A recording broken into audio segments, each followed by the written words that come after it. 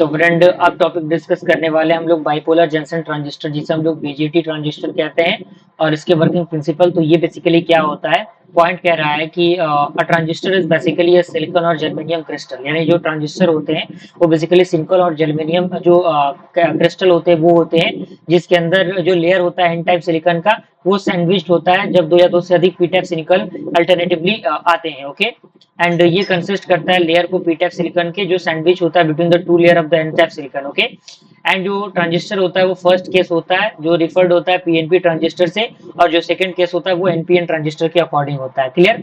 अब यहाँ पे कंस्ट्रक्शन दिया हुआ है, इसके अंदर अलग अलग चीजें यूज होती है, जैसे इमीटर यूज होता है, बेस होता है, कलेक्टर होता है, उसके बाद आपका रिस्पेक्टिवली ये सारी चीजें यूज होती हैं। तो इमीटर क्या होता है, इमीटर का पूरा यहाँ पे फंडामेंटल आपके सामने दिया हुआ है, एनपीएन के अंदर, पीएनपी के अंदर। उसके बाद आपका ट्रांजिस्टर सिंबल जो दिया हुआ है वो दिया हुआ है, पीएनपी का ट्रांजिस्टर सिंबल दिया हुआ है, सारे सिंबल्स को, सारे फिगर्स को आपको बनाने हैं। अब यहाँ पे वर्किंग प्रिंसिपल दिया हुआ है किस तरीके से ये काम करता है, तो वर्किंग प्रिंसिपल के लिए इस फिगर का बनना जरूरी है। और ये जो पैराग्राफ आपके सामने दिया हुआ है, इस पैराग्राफ को आपको बस एक बार पढ़ना है और अच्छी तरीके से इनके जो सारांश है, इनके जो सारांश है उन सारांश को आपको समरी को बेसिकली लिख लेना है। ओके, उसके बाद इसी के अंदर कुछ और भी पॉइंट्स हैं, जो सारे पॉइंट दिए गए हैं, और जो भी डायग्राम है एनपीएन ट्रांजिस्टर के उनको एक्सप्लेन करना है, उनके वर्किंग को।